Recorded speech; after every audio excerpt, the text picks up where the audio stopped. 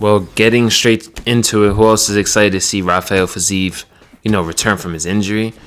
Unfortunately, in his last fight against Mateusz Gamrot, he did tear ligaments in his knee from throwing a kick so hard with so much force. He tore something in his knee. I forget if it was his MCL, ACL, but he's been out for a while now. That happened September 23rd, 2023. Before that, he lost to Gaethje. But before those two losses, he was on a pretty good streak with notable wins and KOs, on Moicano, RDA, and a really good decision win against King Green. So definitely a win on Gaethje in this fight can definitely put him in, a title contender spot. Maybe with another win after this Gaethje fight if he's able to, pull it off. So lightweight title right now kind of is stacked up for the most part. Because you got Charles that might have an opportunity to get a title shot.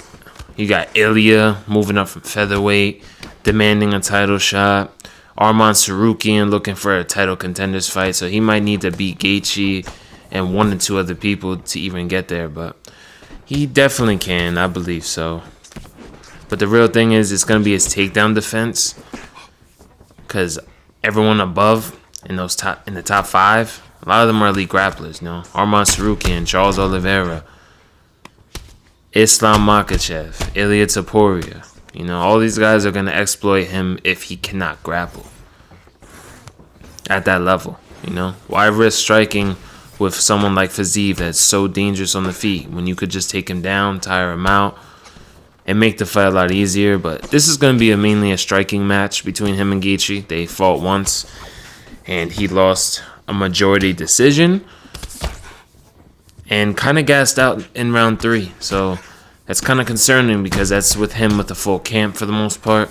Right here, this is short notice. He's coming back off an injury. He is rested up and everything, but we don't know what shape he's in, how long he's been training for. Maybe you guys know if you follow him on social media, but for the most part, it's unknown.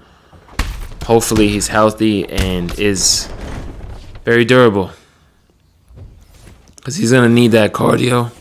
Yeah, he's going to definitely need that cardio. So,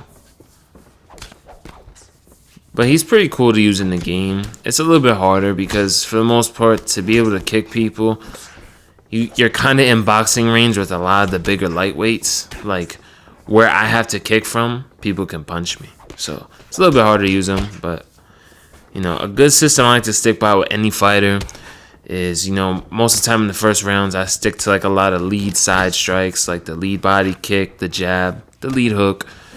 You could do your rear teeps, your calf kicks. I stick to small strikes like that in the beginning. If you see me not do that in the beginning, it's because I see openings or I know I'm better than a certain person. Because usually you can feel that off the first couple exchanges if you're better than someone, or if you can kind of just get away with stuff and land combos on them. When you play the game long enough, you definitely realize when you are better than somebody relatively quick. But yeah, it'll be cool to see Fiziev get the win.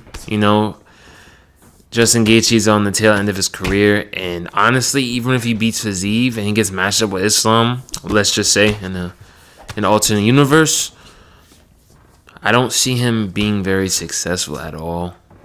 Like I said, every time he's facing a elite grappler, even as of more recently than the Khabib fight, was the Charles Oliveira fight, and that didn't go so well either.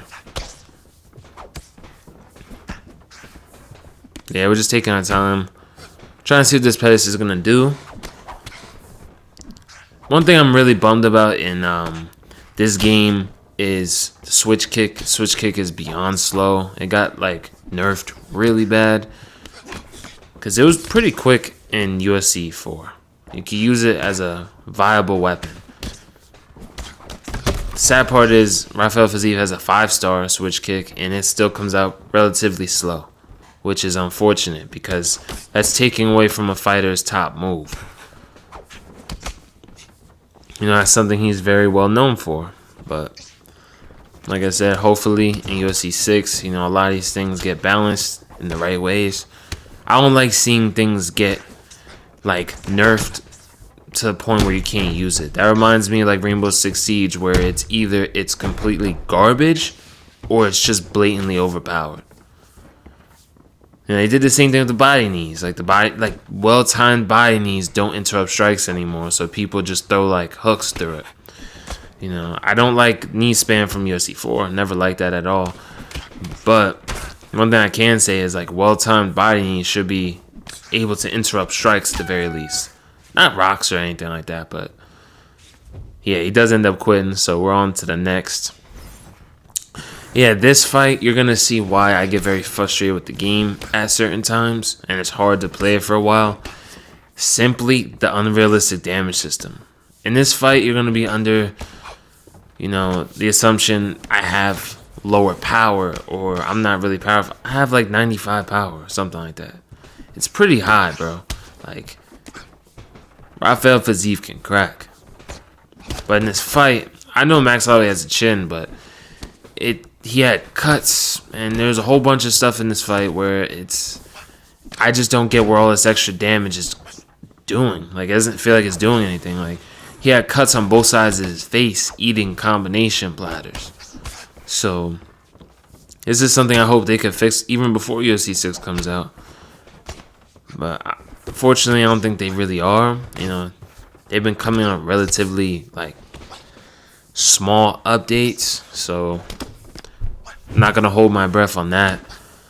And a lot of people are saying UFC 6 is gonna drop this year, so looking forward to that. Something fresh. This game definitely felt rushed. Working the body, trying to land our combos when we can. Still just had a little bit of weird timing and just overstayed his welcome in the pocket. I'm not used to that because people are usually resetting, going in and out. So he was being a little bit strange at first. So sometimes like things like that can catch you off guard, but it's always up to you to make the adjustments. But then the thing is, you start getting tired from like beating someone up, which is hilarious.